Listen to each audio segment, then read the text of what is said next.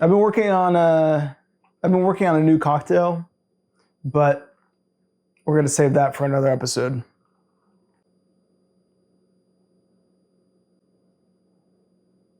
Cheers. That is a good cocktail. Hey America, to get a gold potato, one must dig deeper. Is that a haiku? This is a true story.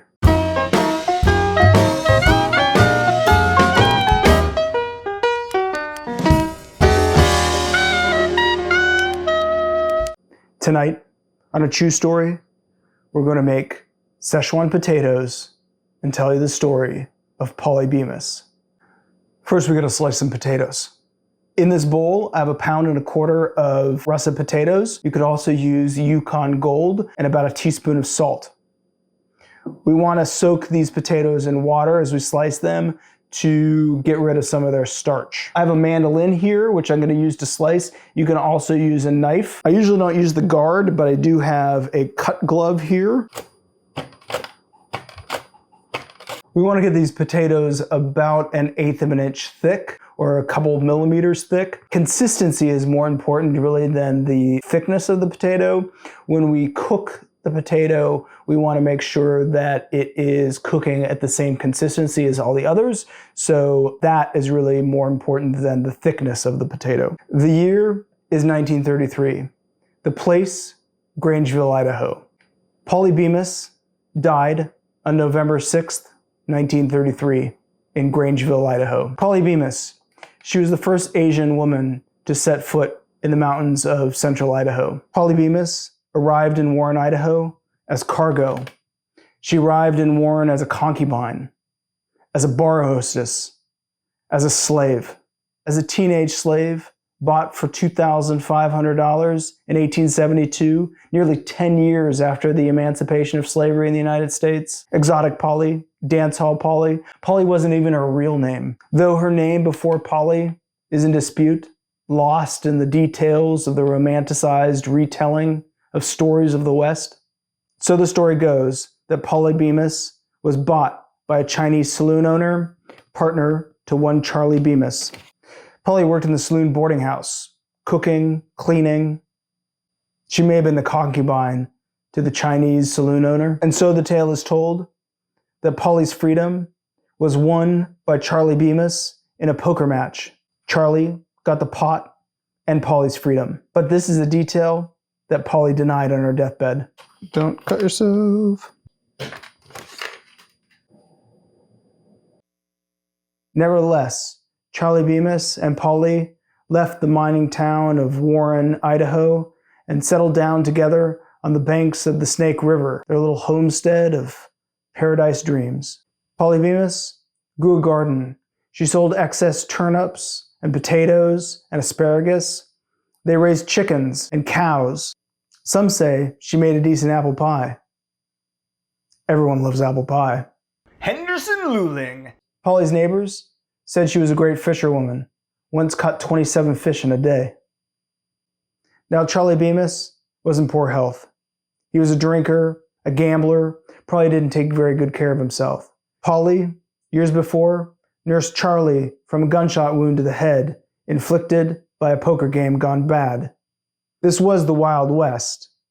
If people didn't die of gunshot wounds, then it was dysentery or tuberculosis. These were the days of the Oregon Trail, for reals. The real concern was, if Charlie died, Polly could be deported back to China. The Chinese Exclusion Act declared that most Chinese couldn't get naturalization in the United States. She gained residency in Idaho, but the laws prevented her from owning a homestead outright. But there was a loophole. In America, she could, as a Chinese person, own a business. So the Bemises reclassified their little homestead on the banks of the Sandy River as a mine. For Chinese could own a mine in Idaho. Pollys Bemis dug the required 4-foot by 10-foot hole into the frozen Idaho soil, using fires to warm the earth enough to shovel, to dig the hole, to qualify a home, their home, as a business and as a mine that Pollys Bemis could own outright. So that when, as it happened in 1922, that Charlie died, Polly could remain on the land that she now called home. And when that home burned down by fire, Polly's neighbors gathered together and built her a new home, where she lived until her death in 1933.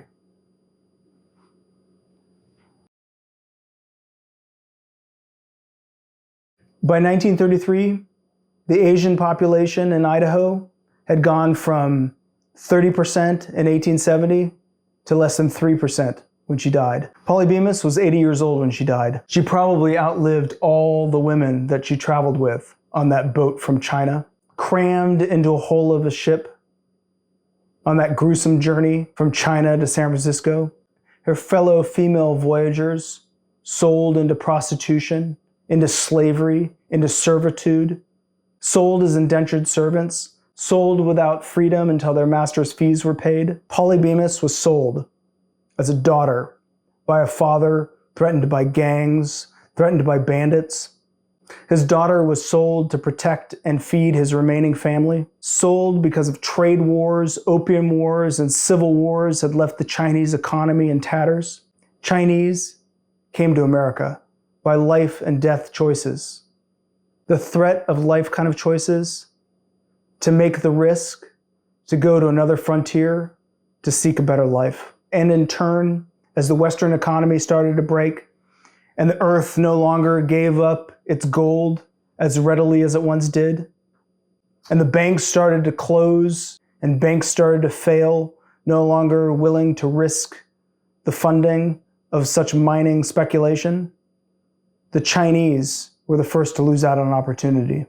So, I'm making this Szechuan potato dish for Polly, and I hope you will too. It's pretty easy. It takes less than 20 minutes to make. First, we need to drain these Idaho potatoes. Take these drained potatoes and put them in a tea towel and pat them dry. And basically what this is doing is just drying the potatoes for frying.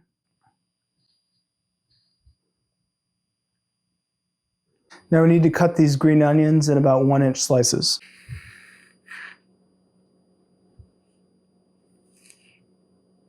I like to save the ends of my scallions for when I'm making soup stock. I just throw these in the freezer, and when I'm ready to season a soup stock, they're there. This is a Serrano chili. You can also use a jalapeno if you want. It's just going to bring some heat. Woo! This Serrano chili is pretty spicy, so I'm going to remove the seeds and the membrane.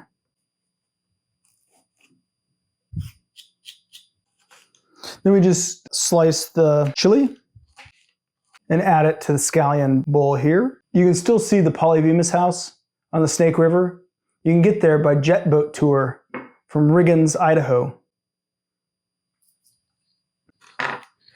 They run boats there from Monday through Sunday, 10 a.m. to 3. Next step is peeling and chopping 4 cloves of garlic. Here I've got a wrought iron skillet. Turn this pan on to high heat. We're going to heat that for about 5 minutes. And while the skillet is heating, we're going to make the sauce. First, you need about a tablespoon of water. And to this sauce, we're going to have 4 tablespoons of soy sauce. The next step is to add 2 tablespoons of rice vinegar. If you don't have rice vinegar, you can use white vinegar or champagne vinegar or apple cider vinegar. 1 teaspoon of sugar. While the skillet is warming, we're going to add 3 tablespoons of vegetable oil. Right here, I've got a 1/4 teaspoon of Szechuan chili pepper. Now, you can use red pepper flakes. Then we're going to slice 4 garlic. All right, we're going to add the potatoes.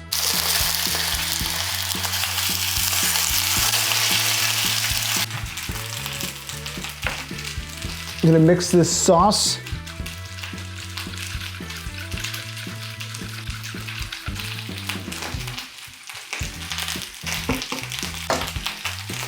And then you want to turn these potatoes about every minute. Smells really good.